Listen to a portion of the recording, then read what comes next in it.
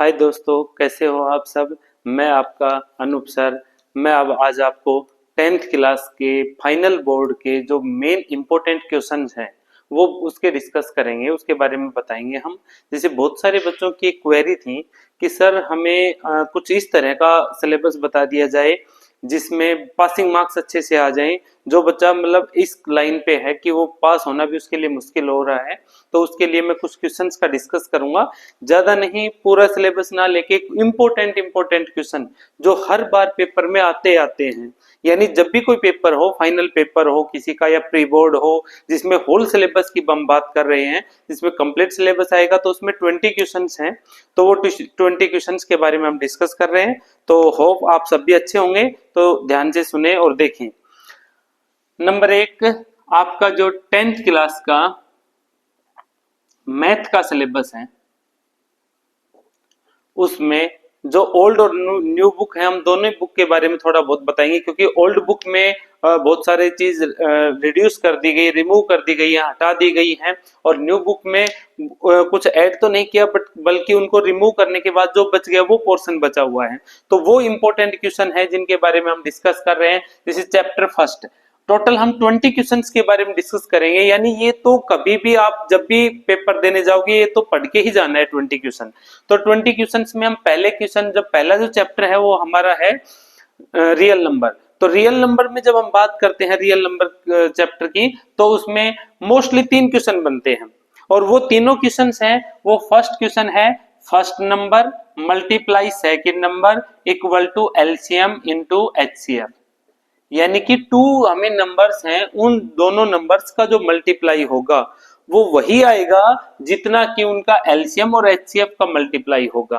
तो इससे क्या होगा, इससे हमें या तो हमें दो नंबर और एक एलसीएम दिया हुआ होगा, एचसीएफ पूछेगा, या हमें यानी कि 1 2 3 4 इन 4 वैल्यू में से कोई 3 वैल्यू देगा और 3 वैल्यू में से एक वैल्यू हमें फाइंड करनी पड़ेगी। तो ये है फर्स्ट क्वेश्चन, यानी इसके बिहाफ पे क्वेश्चन बनेंगे। सेकंड क्वेश्चन है, इसी का एलसीएम निकालने के लिए हम क्या करेंगे, पावर वाला क्वेश्चन दे देते हैं। जैसे फर्स्ट नंबर है एक्स, एक्स की वैल्यू दे दी ए की 3, बी की स्क्वायर और सी की क्यूब। एंड सेकंड नंबर है हमारा, सेकंड नंबर है वाई, वो ए की ए स्क्वायर, बी सी की 4।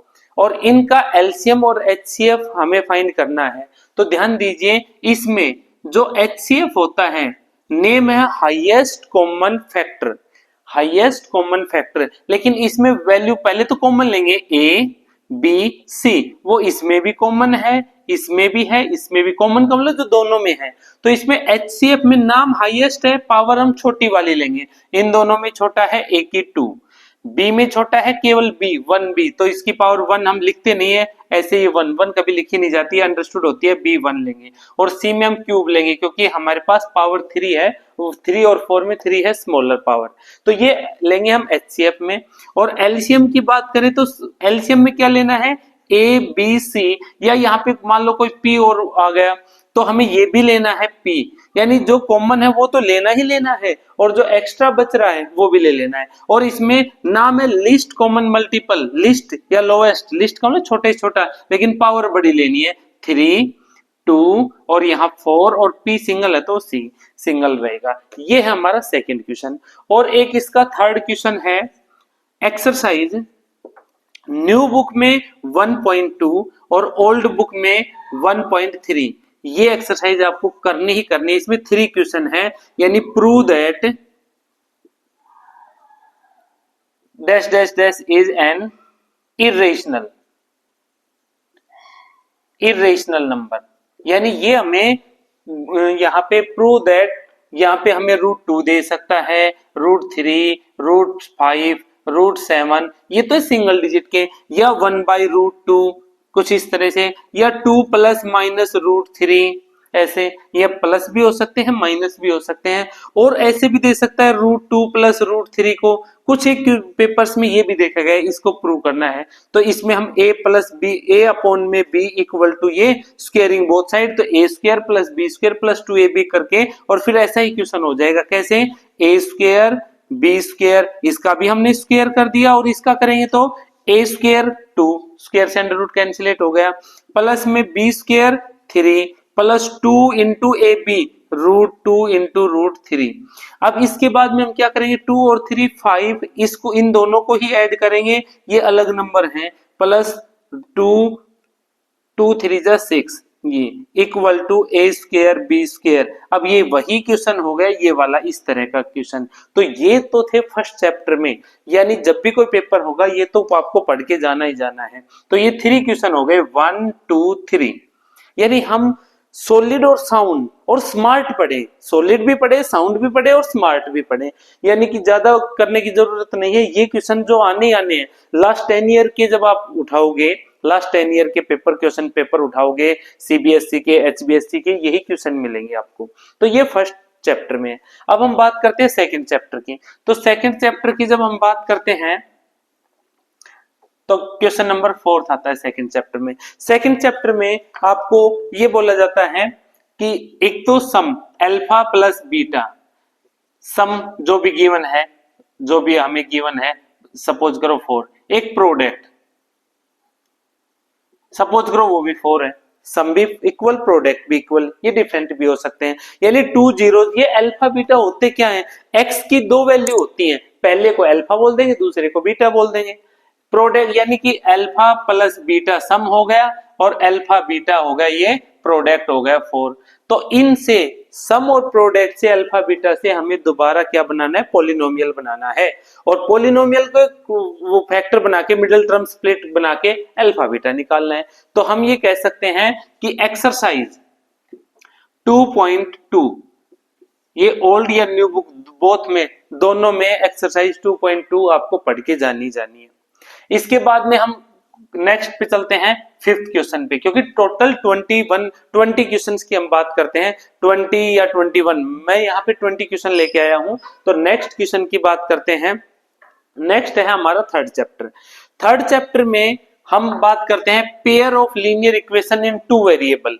तो 2 वेरिएबल में बात करते हैं, तो इसमें एक क्वेश्चन आता है एज वाला, जैसे सोनू और मोनू की एज है, नूरी और सोनू की एज है, ठीक है, मदर और रोहन एंड उसकी मदर की एज है, वो वाला एज वाला क्वेश्चन है जो इंपॉर्टेंट क्वेश्चन है। एक यहाँ एक क्वेश्चन है y equal to M x plus C, इसमें ये थर्ड इक्वेशन है। एक इक्वेशन दे रखी है x plus Y equal to, यहाँ मान लो 2, एक नेक्स्ट दे रखी है x minus Y equal to 4, यहाँ 12 कर देते हैं। ये इस इक्वेशन और इस इक्वेशन से एक्स वाई की वैल्यू निकालो और एक्स वाई की वैल्यू निकाल के और फिर वो ये इसमें पुट करनी है। इसमें जैसे पुट करेंगे तो वाई की वैल्यू आ जाएगी, तो y equal to m, sorry c की वैल्यू आएगी y equal to M x plus c. तो यहाँ पे देखिए एक्स और वाई की वैल्यू आ गई, और ये सब सॉरी सी नहीं है, यहाँ पे कोई value Y equal to M X या एम प्लस एक्स कर देगा, या पीछे प्लस भी दे सकता है, यहाँ पे y equal to M x plus 3 इस तरह से देगा कोई, क्योंकि एक तो वेरिएबल m हो गया, एक x हो गया, एक y होगा और नहीं देगा, तो इसमें एक्स वाई की वैल्यू निकाल के इसमें पुट कर देंगे एक्स वाई की वैल्यू, तो m की वैल्यू आ जाएगी। इंपॉर्टेंट क्वेश्चन है। एक क्रिकेट वाला भी आता है, क्रिकेट बैट और बॉल का, वो वाला क्वेश्चन भी है। इसमें एक टैक्सी वाला भी आता है, टैक्सी फेयर, टैक्सी फेयर का है। एक लाइब्रेरी वाला क्वेश्चन है, ये लैंग्वेज वाले क्वेश्चन इसमें आते हैं। इसके बाद में जब हम बात करते हैं, ये वाले तो क्वेश्चन आपको पढ़ने हैं। फिर उसके बाद में एक एरिया से भी रिलेटेड आता है, एरिया जो आजकल आपके रिड्यूस पोर्शन में है कि एक लेंथ इंक्रीज कर दी जाए, ब्रेथ डिक्रीज कर दी जाए, तो एरिया में चेंज आ जाएगा, तो वो वाला क्वेश्चन भी आता है। इसके बाद में ये तो थे हमारे थर्ड चैप्टर के। फोर्थ चैप्टर में हमें क्या निकालना है, डिस्क्रिमिनेंट। तो ये क्वेश्चन भी फोर्थ करता हूं, ये जो 3-4 टाइप मैंने बताई, 2-4 टाइप बताई, वो सभी आपको पढ़ के जाने हैं। इसके बाद में फोर्थ जो चैप्टर की बात करते हैं, फोर्थ चैप्टर में होता है डिस्क्रिमिनेंट। डिस्क्रिमिनेंट डी, इसकी वैल्यू होती है बी स्क्वायर माइनस 4ac। इसमें वैल्यू पूछ सकता है कि for which value of the equation are equal roots, ये वाले भी दे सकते हैं। और इक्वल रूट वाला वो भी इक्वल रूट आ जाए या डिस्टिंक्ट रूट आए, तो यहाँ लिखेंगे डी इक्वल टू, अगर डी की वैल्यू 0 आ गई तो both roots are equal root, और अगर डी की वैल्यू हमारी नेगेटिव आ गई, नेगेटिव वैल्यू 0 से स्मॉलर माइनस की आ गई, तो हमारा कौन सा है रूट है, वो डज नॉट एग्जिस्ट नहीं करेंगे। और डी की वैल्यू हमारी पॉजिटिव आ गई, इसका मतलब डी है वो प्लस का है, और डी पॉजिटिव का मतलब 1 2 3 वट एवर जो भी आ गई, तो हमारे टू रूट होंगे रियल एंड डिस्टिंक्ट, यानी अलग अलग रूल आएंगे, रूट आएंगे अलग अलग। इसके रूट डज नॉट एग्जिस्ट और इसके टू इक्वल रूट। इसमें x और y की x की दोनों वैल्यू इक्वल आएंगी, x की वैल्यू को बोला अल्फा और बीटा, जो ये अल्फा बीटा है ये दोनों इक्वल आएंगे इसमें। ये है question chapter fourth. Chapter fourth में बस मेन यही है, और क्वाड्रेटिक जो सेकंड चैप्टर में सोल्व कर लोगे वही इसमें है, क्योंकि उसका नाम है पॉलिनोमियल और इसका है क्वाड्रेटिक इक्वेशन। ठीक है, वो क्वाड्रेटिक पॉलिनोमियल है, क्वाड्रेटिक इक्वेशन है। इसके बाद में जो फिफ्थ की बात करता हूं, तो फिफ्थ तो इतना आसान है, एपी अर्थमेटिक प्रोग्रेशन। इसमें आपको फॉर्मूले दो लगाने हैं, क्वेश्चन आ जाएगा। पहले ए एन लगाओ और बाद में एस एन लगाओ। अगर किसी को कोई क्वेश्चन समझ में नहीं आ रहा कि भाई पहले कौन सा क्वेश्चन लगाएं और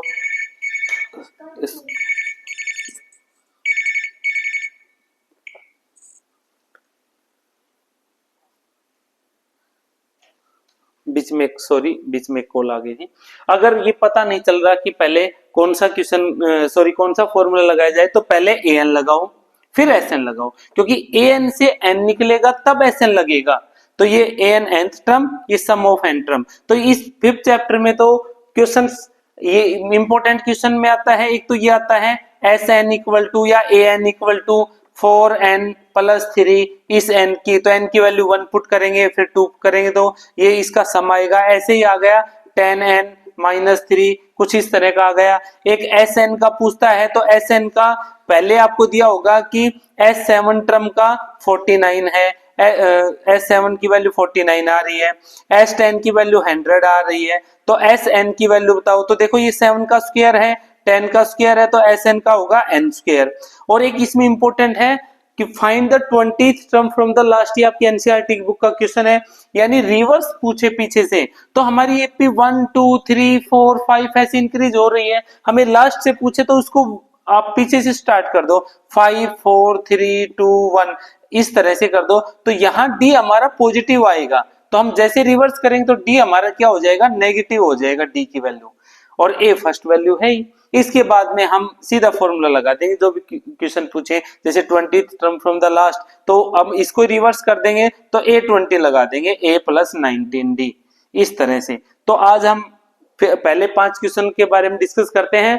आशा करते हैं अच्छे से समझ में आया होगा, और नेक्स्ट वीडियो में हम आपसे अगले 5 क्वेश्चन करेंगे। तो ये मेरा फर्स्ट वीडियो है, होप अच्छे आप सबको अच्छे समझ में आया होगा। फिर भी कोई गलती हो तो माफ कीजिएगा। धन्यवाद, आपका अनूप सर।